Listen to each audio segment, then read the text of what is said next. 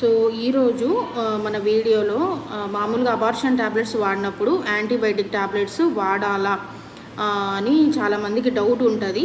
ఎందుకు వాడాలి, దాని అవసరం ఏంటి అనేది నేను మీకు ఈ వీడియోలో ఎక్స్ప్లెయిన్ చేయబోతున్నాను.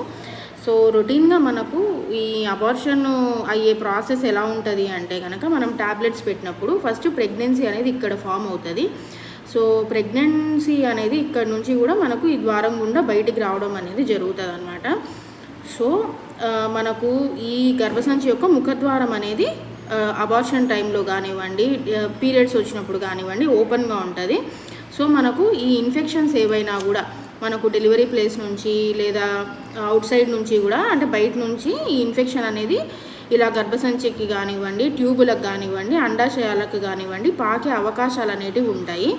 సో మనము పీరియడ్స్ అప్పుడు హైజీన్ మెయింటైన్ చేయడం ఎంత ఇంపార్టెంటో, ఈ అబార్షన్ ప్రాసెస్ జరిగేటప్పుడు కూడా మనము ప్యాడ్ని ఫ్రీక్వెంట్గా చేంజ్ చేయడము అంతే ఇంపార్టెంట్.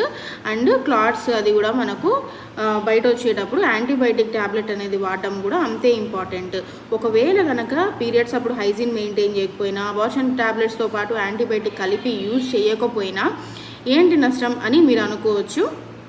ఏంటి అంటే, చాలామంది కూడా దీర్ఘకాలిక నడుము నొప్పులు, బ్యాక్ పెయిన్ రావడం కానివ్వండి, లేదు పొత్తి కడుపులో అకస్మాత్తుగా నొప్పి రావడం కానివ్వండి, ఎక్కువ ఎన్ని టాబ్లెట్స్ వాడినా కూడా టాబ్లెట్ వాడినంత వరకు బాగానే ఉంటుంది, తర్వాత మళ్ళీ కూడా ఇబ్బంది అనేది స్టార్ట్ అవుతుంది అనమాట. దీర్ఘకాలికంగా నొప్పులు ఎందుకు వస్తాయి అంటే కనుక, ఈ పొత్తి కడుపు నొప్పి, నడుము నొప్పి అనేది ఈ గర్భసంచి యొక్క పైన పొర కానివ్వండి, ట్యూబులు కానివ్వండి, ఈ అండాశయం చుట్టూ ఉండే పొర కానివ్వండి ఇన్ఫెక్ట్ అవుతుంది అనమాట. ఇట్లా ఈ నీట్నెస్ అనేది మెయింటైన్ చేయకపోవడం వల్ల, మరియు అబార్షన్ ఏదన్నా అయితే కనుక యాంటీబయాటిక్స్ యూజ్ చేయకపోవడం వల్ల.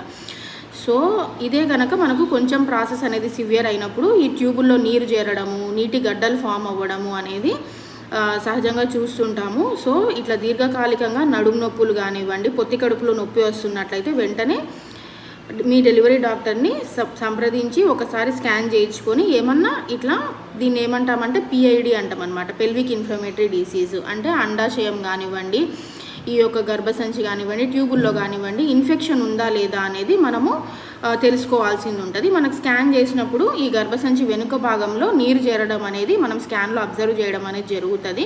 సో ఈ వీడియో కనుక మీకు ఇన్ఫర్మేటివ్గా అనిపించింది అంటే కనుక కంపల్సరీ లైక్ చేసి, షేర్ చేసి మీ క్లోజ్డ్ అయిన ఆడవాళ్ళతో షేర్ చేసుకోండి.